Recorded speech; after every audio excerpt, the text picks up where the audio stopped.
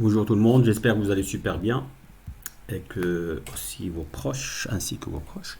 Et je reviens vers vous cette fois-ci pour élucider encore plus cette histoire de l'infini parce qu'on en a déjà parlé, on a déjà commencé à parler de l'infini dans une vidéo, pas la précédente, l'avant précédente.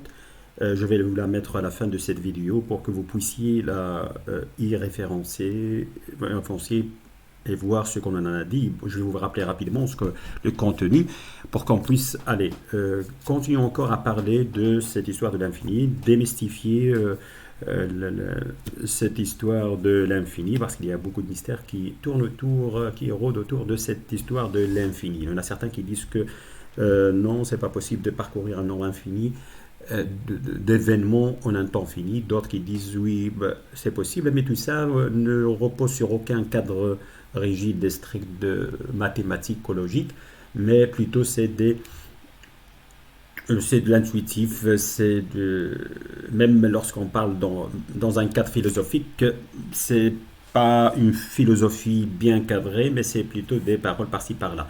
Alors, on a essayé, tout ça vous allez trouver dans la vidéo de l'avant précédente que je vais vous mettre à la fin de la vidéo. Et vous allez voir, donc je vous rappelle qu'on a parlé un peu de l'infini. Est-ce qu'on peut parcourir un nombre infini d'événements dans un temps fini? J'ai installé le cadre mathématique rigide qui s'apparente à cette histoire et j'ai alors tracé un segment 0,1. Ce segment 0,1 va être une référence pour notre travail si on veut voir s'il y a un nombre infini d'événements et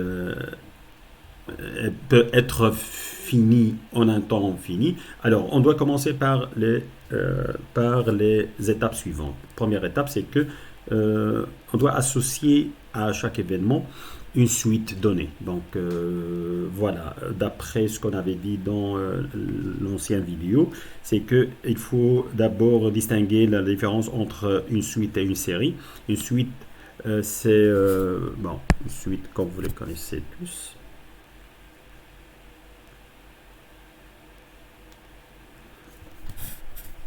Et UN, on définit par ces termes, U1, U2, U3 et ainsi de suite.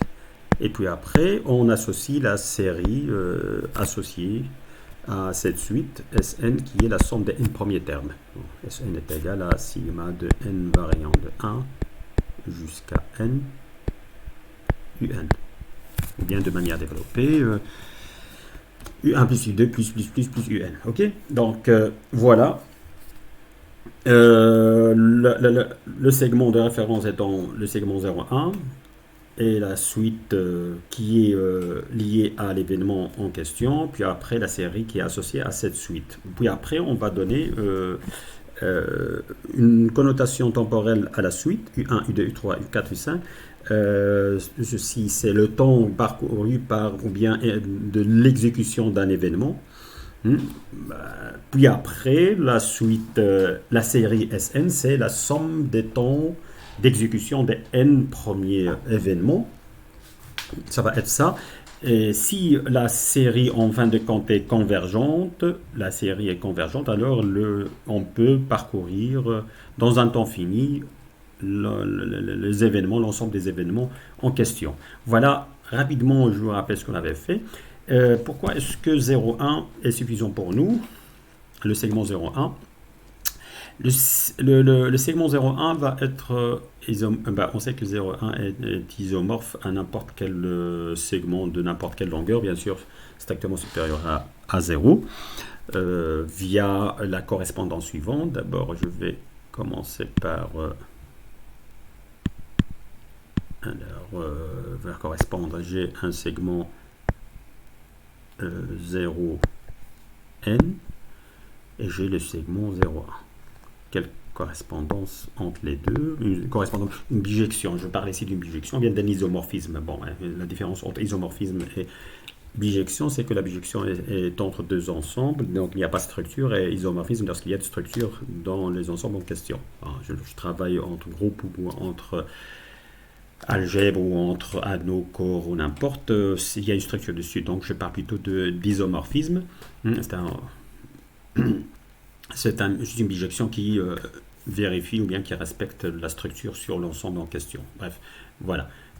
J'ai plus tendance à parler d'isomorphisme ici, puisqu'il y a la structure temporelle sur ma suite et série, donc j'aurais plus tendance à parler la, euh, d'un isomorphisme. Bon. Alors, la correspondance qu'il y en a entre le segment 0,1 et le segment 0,n est simple, la correspondance objective. C'est que, par exemple, on sait que alors 0,1 est en parfaite bijection entre n'importe quel segment 0,1. Il suffit par exemple, d'établir la correspondance suivante. Ici, j'ai un angle θ, ici 0,1, ici 0,n. Alors, θ est égal à combien? Alors, via la relation simple trigonométrique qui me dit que cos de θ est égal à 1 sur n. Alors là, j'ai le θ, j'ai l'angle θ qui est défini de la manière suivante, cos θ est égal à 1 sur n. Et alors là, à chaque x, pour n'importe quel x ici qui se trouve là,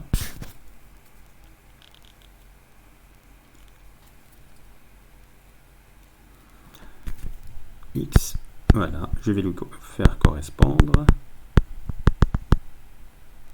ici x fois cos θ, ok. C'est une parfaite bijection, vous allez voir que c'est une parfaite bijection parce qu'elle est pour 1, ce que je vais lui correspondre, 1 ça lui correspond n, 1, donc n ça va lui correspondre 1, pardon, donc n ça va lui correspondre 1, pourquoi? Parce que allez, 1, je vais lui faire correspondre par cette correspondance n fois cosinus de θ. Et cosinus de θ n'est autre que 1 sur n, donc n fois 1 sur n est égal à 1. Ok, donc elle est bien définie pour les bords. Bon, 0, ça lui correspond 0 fois cos de θ qui est égal à 0, donc tout va bien pour les bords. Alors pour un x donné, x, je vais lui correspondre x cos de θ. Alors, j'aurai, tel que θ est défini de la manière suivante, cos θ est égal à 1 sur n. Ok. Alors, là-dessus, il n'y a aucun souci, donc je peux me référencer au segment 0,1 tout simplement, et puis après, ça me fait rappeler l'argument de la diagonale qui a été inventé par Cantor, le mathématicien allemand qui l'a utilisé pour montrer que l'infini des réels denses est beaucoup plus grand, plus grand entre parenthèses, que l'infini dénombrable des entiers naturels. Okay. Bon, bref. Ici, donc, je commence par mon segment de référence 0,1, puis après définir la suite qui s'apparente, aux événements dans le temps que je vais parcourir, et puis après la série qui s'associe à cette suite, qui est la somme des n premiers termes de la suite, et puis après c'est la série qui consiste à le temps d'exécution des n premiers événements. Et si cette série est convergente, alors là, il n'y a aucun souci, le nombre d'événements, même s'il est infini, elle est faisable dans un temps fini, sinon, c'est pas possible. Okay. Alors, on a commencé par le paradoxe de Zénon, j'ai dit, et dans ce paradoxe de Zénon qui dit que tout mouvement est impossible, et postulé que tout mouvement est impossible parce que par rapport à lui, c'était... le fait de parcourir une unité de mesure, il fallait parcourir la moitié de la distance. Et puis après, pour parcourir la moitié de la distance, il faut parcourir le quart de la distance. Et puis après, pour parcourir le quart de la distance, il faut parcourir le huitième de la distance. Et ainsi de suite. C'est une suite infinie. Et donc, pour arriver à parcourir une unité, il faut parcourir une infinité d'événements, ce qui est pour lui impossible. Donc, postuler que tout mouvement est impossible. Alors que lorsque on avait installé Et les mathématiciens ont installé un cadre strict pour l'analyse numérique et de l'infiniment petit et de l'infiniment grand. Bon, d'ailleurs, l'infiniment grand fait, euh, est une branche mathématique maintenant qui commence à prendre sa place dans le cadre des mathématiques générales, qui s'appelle l'analyse standard. Elle gère cet infiniment grand de manière plus appropriée. On va en parler dans des vidéos qui vont suivre. Mais pour l'instant, bref, revenons à notre histoire. C'est que, alors, lorsqu'on a construit la suite suivante, c'est que on a dit qu'on a construit la suite de la manière suivante.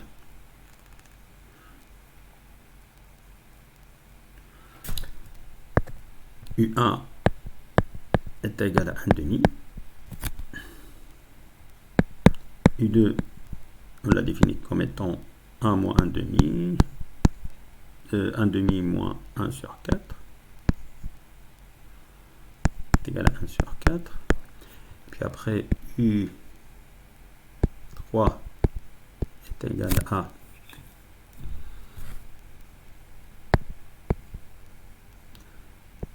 1, 2, 2 moins 1, 2, 3. Et ainsi de suite, UN. Ici, je définis juste ma suite qui correspond aux événements dont il est question dans notre problème. Ici, le fait de parcourir, donc on va dire le temps de... Après, je vais associer le temps à cette suite. Pour l'instant, je définis juste la suite et puis après, je vais lui donner une connotation temporelle. J'aurai alors affaire à une suite dans le temps, puis après une série chronologique ou temporelle. UN est égal à 1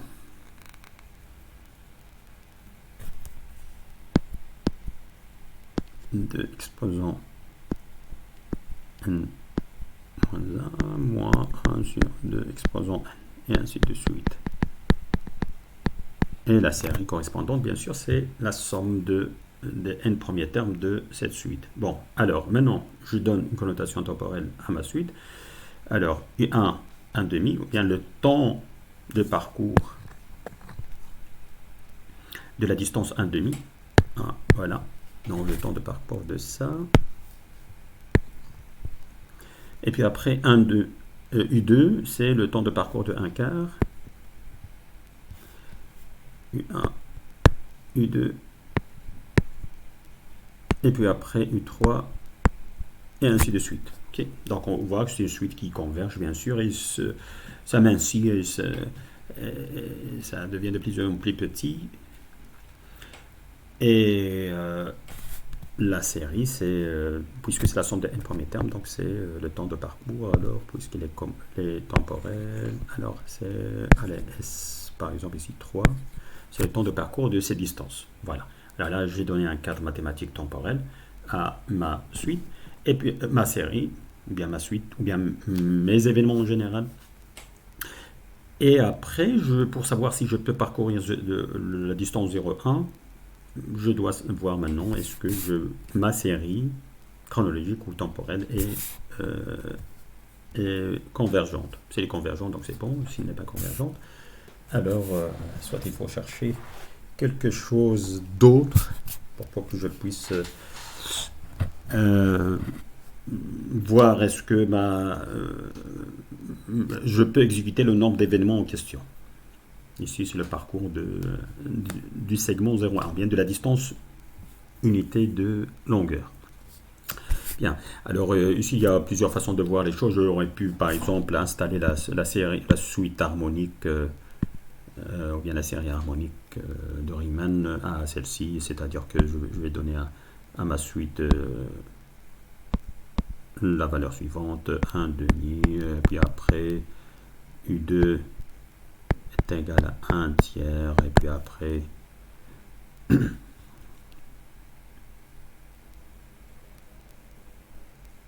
pardon, 1 demi moins 1 tiers,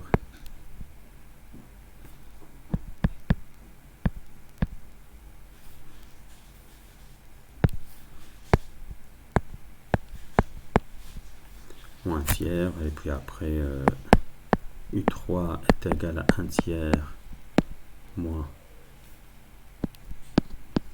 1 quart, et ainsi de suite, jusqu'à UN.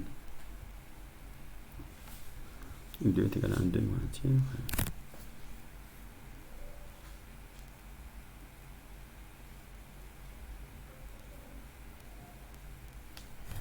UN, pardon, est égal à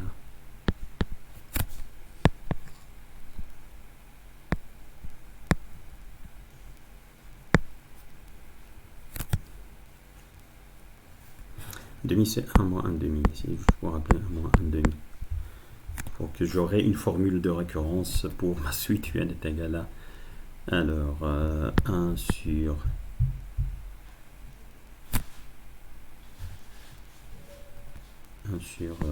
n moins 1 sur n plus 1. Bon. Alors, après, donc, c'est aussi, ça va faire l'affaire, parce que les Sn, ça va être quoi? Sn.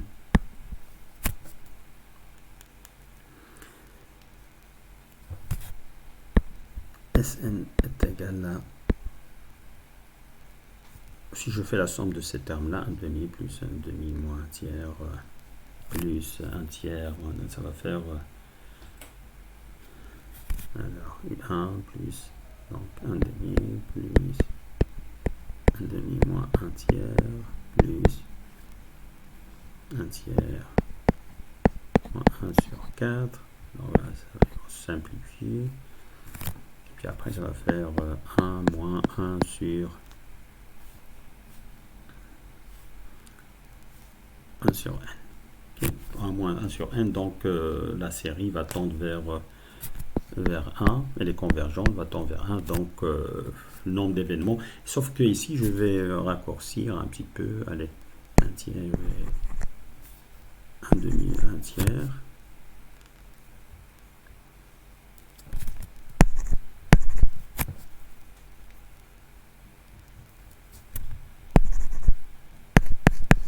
Raccourcir, mais bon, au final, même avec cette série harmonique qui converge de la série harmonique de Riemann, elle est en train de converger, et donc du coup, je peux parcourir ces distances en un temps fini. Il n'y a aucun souci. Ici, il y a un ensemble ou bien un nombre infini d'événements à parcourir. Est-ce qu'on peut parcourir l'infini en un temps fini?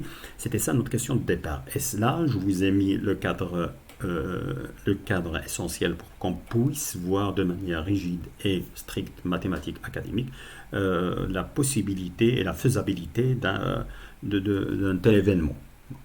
Donc, je commence par tracer le segment 0,1, chercher un certain isomorphisme entre la situation entre nos mains d'événements infinis et une suite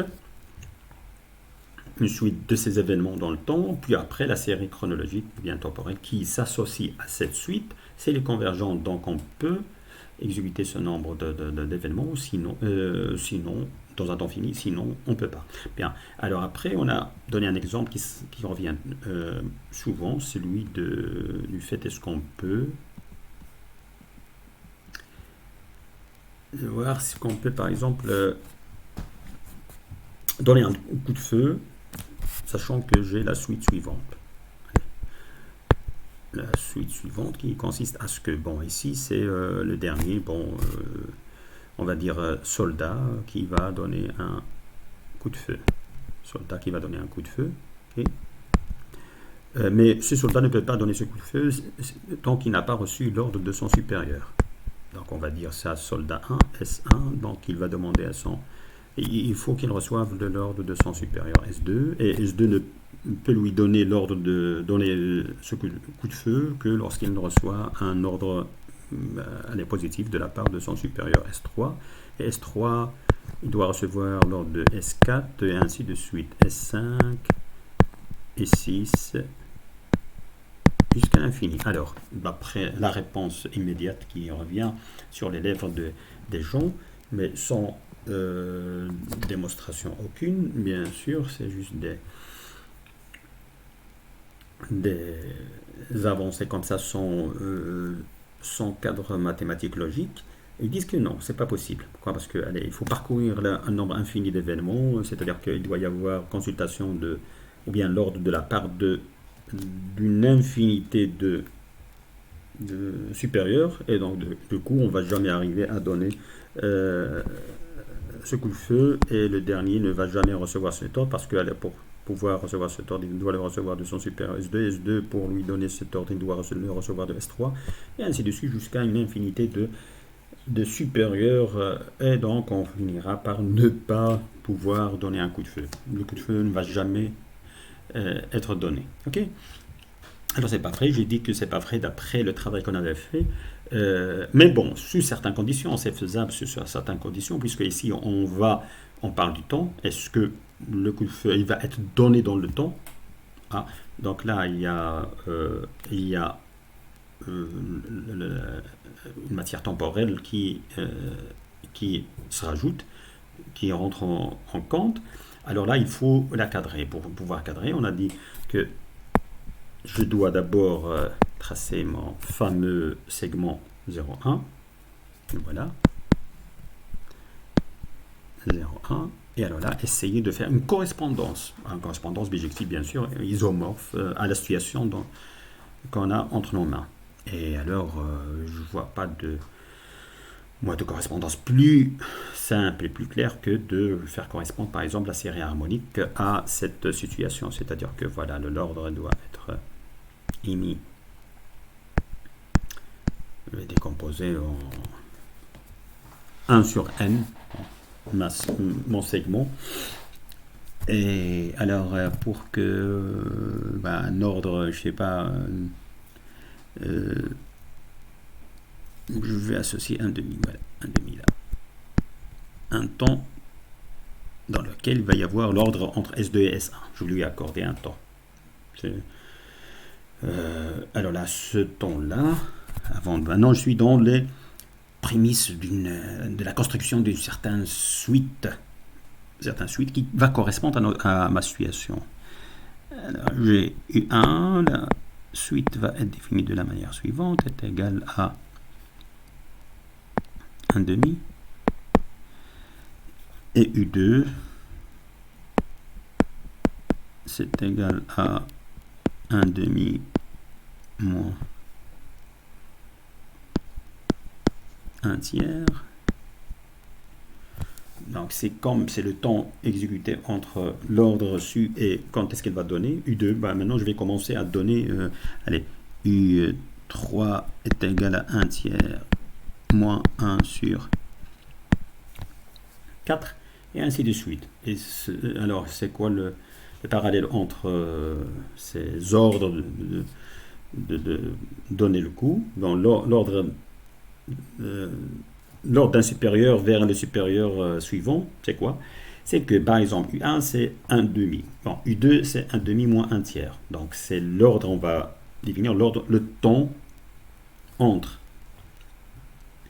l'ordre reçu par le supérieur 3 ou bien le soldat 3 au soldat 2, c'est 1 2 moins 1 tiers, ça c'est le temps entre l'ordre donné reçu par S3 et l'ordre donné à S2.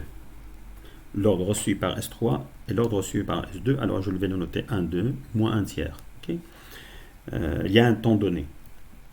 Ok, U3 c'est quoi? C'est 1 tiers moins 1 quart, mais ça va s'apparenter à quoi? Ça va s'apparenter à l'ordre reçu par 4 et le temps entre l'ordre reçu par 4 et celui donné au soldat 3.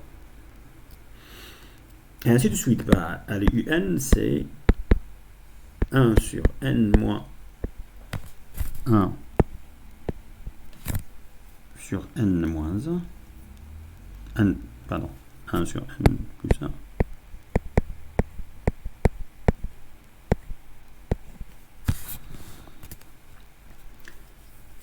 Et là,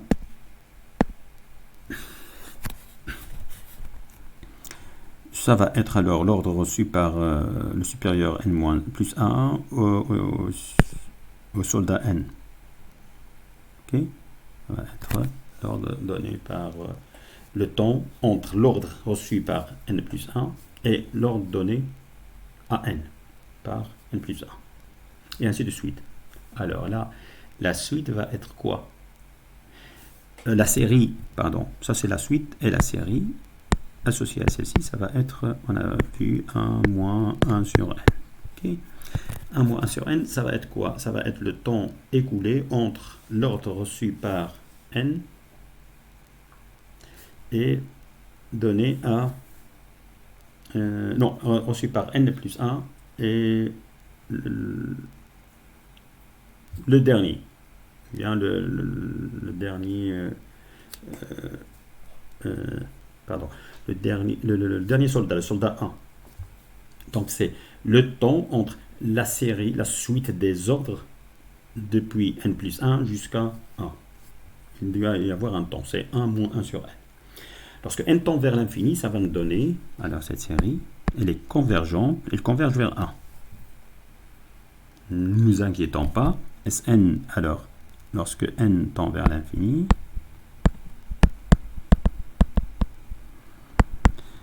est égal à la limite lorsque n tend vers plus l'infini de 1 moins 1 sur n. Donc on peut toujours s'imaginer ce genre de situation. Bon, on peut s'imaginer la suite 1, 2, exposant n moins 1 sur 2, exposant n plus 1, comme on l'a fait pour la répartition de la distance de la distance parcourue entre 0 et 1. Mais on peut toujours, de manière plus simpliste, associer la série harmonique, celle-ci.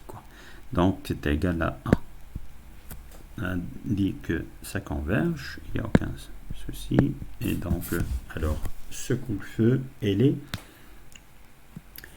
est possible. Mais attention, qu'est-ce qu'on voit? Que le temps entre la réception d'un ordre d'un soldat Sn plus 1, d'un soldat et soldat et la donnée d'ordre au soldat n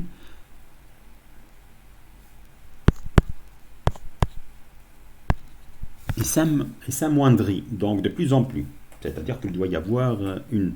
Ensuite, on doit s'imaginer un scénario de sorte que je ne dois pas traîner. Bon, traîner, c'est une façon de parler. Bien sûr, à un certain moment, l'ordre va se raccourcir. Donc, le temps d'ordre entre un supérieur et le supérieur suivant doit être de plus en plus petit. Donc, il doit s'amoindrir et devenir de plus en plus petit lorsque j'avance dans l'ordre des supérieurs. Ok? Alors, donc, si j'imagine ce scénario, le coup de feu est possible. Attention. Là, les gens ils vont nous dire, attention, vous êtes en train de dire n'importe quoi, je suis en train de raconter n'importe quelle histoire. Est-ce que ça c'est possible? Est-ce que c'est faisable? Et alors je vais leur répondre tout simplement, ça c'est un cadre mathématique, attention. Le fait de s'imaginer qu'on a une infinité de soldats et que par un ordre hiérarchique donné qui s'enchaînent les ordres de manière hiérarchique, ça aussi, c'est pas possible. Réellement, est-ce que c'est possible? Bon, ben, eux, ils disent que le fait de parcourir un nombre infini de nombres n'est pas possible. Non, nous essayons juste de faire le parallèle mathématique, bien sûr, avec des événements qui sont réels, tels que le fait de parcourir une distance, une unité, ça c'est un fait réel. Alors, on fait le parallèle mathématique entre les deux événements. On dit que si le 1 est faisable et que si on a pu établir un certain parallèle, une certaine correspondance bijectif, une certaine correspondance, un isomorphisme entre les deux événements, alors là, il n'y a aucun souci. Bien sûr, la correspondance doit être faite sur on va dire un événement temporel, parce que si on est en train de voir la faisabilité dans le temps de l'ensemble des événements. Donc du coup, on est en train d'associer une suite ou bien de faire correspondre ou bien d'installer une certaine correspondance bijective, bien sûr temporelle, pour pouvoir dire est-ce que c'est faisable dans le temps ou pas. Si c'était autre chose, on aurait fait autrement. Et là, on donne une certaine interprétation à ce que nous est en train de faire. Bien évidemment, ici, on a dit que voilà, le temps d'ordre reçu par un supérieur, un soldat Sn plus 1, moins le temps de la donnée d'ordre, mais on n'a pas le choix parce que ici on est en train de parler de temps. Est-ce que cet événement est faisable dans le temps? Donc lui a fait correspondre de manière mathématique, il n'y a aucun souci là-dessus, euh, une suite de temporels. Bien. Ça, c'est la réponse à ceux qui contredisent ceci. Ils disent que ça, c'est pas réel. Mais si, c'est réel parce que allez, le fait de parcourir une unité, même s'il y a une infinité d'événements qu'on va parcourir, euh, c'est réel. Vous faites des mouvements, on fait des mouvements, donc du coup, ça devient réel. Il faut juste un peu avoir la flexibilité mentale de pouvoir s'imaginer une situation qui s'apparente à cette situation, c'est-à-dire créer un certain isomorphisme vers une suite temporelle, série temporelle convergente. Bien. Alors, on peut aussi s'imaginer de manière un peu plus philosophique et logique, bon, et logique toujours mathématique, on peut s'imaginer un scénario qui nous permet, bon, d'installer un certain dispositif mathématico-logique qui nous permet de pouvoir donner ce coup de feu. Bon, par exemple, s'imaginer, mais là je vous laisse, le travail, je vous laisse faire ça à titre d'entraînement personnel. Vous allez faire lorsque vous êtes euh, chez vous, motivé pour faire ce genre de choses. Le rapprochement entre l'action du choix. L'action du choix qui consiste à choisir un élément d'une infinité d'ensembles, ou bien de classe 1. C'est ça l'action de choix. Elle est faisable après ceux qui adoptent l'action de choix. Elle est dans la logique de Zermelo-Frankel, plus il y en a certains qui rajoutent C et d'autres qui retirent C. Mais bon, la plupart des travaux se font avec l'acceptation de l'action de choix. L'action de choix, c'est qui consiste à dire que je peux toujours collectionner, récupérer un élément d'une infinité d'ensembles. Ça, c'est faisable. Bon, si par exemple on peut s'imaginer, bon, et je vous laisse faire ça à titre d'exercice, euh, mais je vais juste vous orienter. On va s'imaginer le fait que voilà, un supérieur, il donne l'ordre à un autre, s'imaginer un scénario qui s'apparente à l'action du choix, c'est-à-dire on va choisir. Le fait de donner un ordre, c'est comme si c'était un choix parmi une infinité de soldats. Hein. Chaque soldat, je peux choisir. Alors, il y a deux éléments peut-être, recevoir et donner. Et là, on peut toujours donner l'ordre de manière affirmative au soldat qui m'est inférieur, le soldat N-1, je suis le soldat Sn, je donne l'ordre au soldat Sn-1, j'ai une infinité, on va dire, d'ensembles singuliers, hein, singletons, et alors là, je peux imaginer, alors là, je vous laisse faire à titre d'exercice, imagine le rapprochement entre l'action du choix et la faisabilité de la donnée du coup de feu. Ok. C'était un exemple imaginaire, hein, virtuel, mais on a donné une réponse, bien sûr, virtuelle aussi, à ce genre de questions. Et donc, je dis, sur certaines conditions qui consistent dans, bon, soit dans le cadre des séries suites, le cadre mathématique qu'on avait donné à notre suite, elle est faisable. Dans le cadre maintenant logique, on peut s'imaginer un dispositif plus puissant. Là, je vous laisse s'imaginer ce scénario. On peut le discuter. Vous pouvez le mettre dans les commentaires s'il y a quelqu'un qui est arrivé à installer un cadre logique via l'action de choix, qui me le mette en commentaire. On peut en discuter. Parce que moi j'en ai un et j'aimerais bien voir un peu les autres ce qu'ils vont faire concernant un peu ce rapprochement entre l'action du choix. Là, il y a un rapprochement logique entre les deux événements. Mais bon, c'est faisable sous certaines conditions. Alors, si nous revenons vers cette histoire temporelle, suite temporelle, série temporelle, alors on dit que voilà, l'ordre, le temps de la réception, l'instant de la réception de l'ordre par un soldat Sn plus 1 est la donnée d'ordre au soldat SN doit se raccourcir selon une série harmonique ou bien une série plus forte des Riemann allez, de degré alpha est égal à 2, tel que la série qu'on avait installée tout au début, à cette histoire du paradoxe de Zénon. Ça va suffire et ça va montrer que oui, on peut espérer avoir le coup de feu. Sinon, si par exemple il y a une certaine monotonie ou bien il y a une certaine constance sur le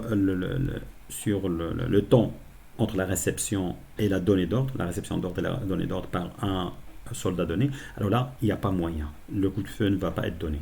Donc, et si l'infinité, on va parcourir l'infini à un rythme unitaire, quelle que soit sa petitesse, parce qu'il y en a certains qui vont dire, oui, mais si on raccourcit énormément le temps entre la réception et la donnée d'ordre, est-ce qu'on peut espérer? Non, on ne peut pas espérer parce que vous allez avoir la série qui est égale à Sn qui est égale à n fois, allez, n fois une constante C.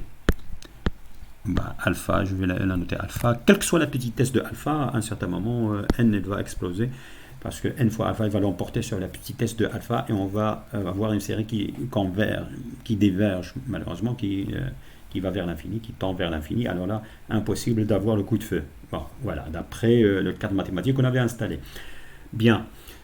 Donc, je crois que j'ai fait le tour de cette histoire d'infini concernant cette histoire de coup de feu, parce que ça revient souvent et j'ai toujours des questions à propos de ça. Pourquoi est-ce que tu dis que ça va conduire, on peut avoir le coup de feu? C'est un long débat, mais bon, il faut convaincre la personne d'abord du cadre mathématique, de faire comprendre beaucoup de choses. Il faut qu'elle ait d'abord un esprit mathématique pour qu'elle puisse comprendre tout ceci. Mais bon, voilà, on a même donné un cadre logique. Mais tout ceci montre que voilà, il faut des conditions pour qu'on puisse exécuter. Bien évidemment, si je vous dis est-ce que tu es capable, je demande à quelqu'un est-ce que tu es capable de déménager un nombre donné d'articles dans un temps précis. Alors il y en a certains qui sont capables, d'autres non. Ça dépend un peu de la lenteur ou bien de la rapidité de la personne en question. Et donc c'est exactement la même chose. Ici, un nombre infini, ça dépend un peu de la vitesse. La vitesse, elle suit certaines conditions. Puisqu'il s'agit ici d'une certaine convergence d'une série, alors là, on parle d'un temps qui se raccourcit ou bien qui se raccourcit en suivant la suite. Alors voilà, le cadre mathématique, le voilà. L'isomorphisme créé, le voilà. Il faut distinguer la différence entre suite et série parce que c'est essentiel. On commence par donner une caractérisation, une signification à nos événements temporels, à nos événements, et puis après la série qui est associée, et puis après s'il est convergente ou pas convergente. Vous connaissez un peu les étapes. Voilà. J'espère que je vous ai été utile dans cette histoire, que ça vous a été clair cette vidéo, parce que allez, on peut parcourir un nombre infini d'événements dans un temps fini selon certaines conditions. Maintenant, ce qui peut être très intéressant par la suite et ce qu'on va discuter dans les vidéos suivantes, c'est que maintenant, est-ce qu'on a besoin d'un élément alpha, un élément oméga ou alpha, départ? Et là, ça va faire beaucoup de bruit, cette histoire. Pourquoi? Parce que cette histoire s'apparente à beaucoup d'autres sujets qui sont sulfureux, si j'ose dire comme ça. Pourquoi? Parce que, allez, est-ce qu'il y a un créateur? Est-ce qu'on a besoin d'un créateur? Est-ce qu'il y a une certaine cyclicité? Est-ce qu'on a beaucoup de choses qui vont s'engendrer par après? C'est-à-dire qu'un ensemble d'événements, un ensemble infini d'événements, elle est toujours liée par le fait qu'il doit y avoir on va dire, un créateur, ou bien une première entité qui est responsable de tout ceci. Est-ce qu'on a besoin de ça? Est-ce qu'on ne peut pas contourner? Est-ce que beaucoup de questions maintenant, comme je vous ai dit, qui sont très très intéressantes, très importantes, et que la plupart d'entre vous, j'imagine, la, la, la plupart des gens, que ce soit euh, croyants ou non croyants, espèrent bien sûr en avoir une réponse pour pouvoir trancher et se raffermir sur leur voie. Alors, pour ceci, je vous promets que ce qui va venir va être le meilleur et que la discussion autour de cette histoire d'événements dénombrables ou interminables ou infinis va prendre une ampleur qui va plaire, je suis sûr et certain, à beaucoup de gens et ça va devenir vraiment très, très intéressant. Je ne veux pas que ma vidéo soit beaucoup plus grande que ça, mais je vous promets que les prochaines vidéos vont être beaucoup plus intéressantes. Bon, ce qu'on a fait est très important et très intéressant parce qu'on a installé le cadre, on a vu un exemple ou deux exemples, paradoxe de Zénon et paradoxe, ou un soi-disant paradoxe de la donnée de coup de feu et beaucoup d'autres qu'on aurait par exemple au passage pu signaler. Cet isomorphisme entre les entités bon, réelles et les entités temporelles ou bien les suites temporelles qu'on leur associe. Cette histoire de la différence entre suite et série, tout ça c'était quand même intéressant, on ne peut pas nier son intérêt et son importance. Maintenant on va discuter peut-être d'autres sujets qui sont aussi importants que ceux-là et toujours armé d'un cadre mathématique logique très puissant. Et je vous laisse jusque-là admirer tout ceci et n'oubliez pas de faire l'exercice, de vous entraîner sur l'exercice que je vous ai donné, celui de faire le rapprochement entre ces données de coup de feu et l'action du choix. Euh, je vous souhaite de très bons moments de cogitation. Avant de vous quitter, bien sûr, je vous fais ma demande, celle de s'abonner à cette chaîne, de la faire connaître par le maximum de l'entourage que vous avez pour qu'on puisse essayer de regarder, liker, aimer mes autres vidéos, appuyer sur la cloche pour que vous auriez toutes les notifications au temps opportun de toutes mes vidéos mises en ligne et que vous vous aidiez comme ça ma chaîne à évoluer. Bien sûr, c'est un gain commun. Je vous souhaite de très bons moments et je vous remercie énormément et je vous dis à très bientôt. Au revoir.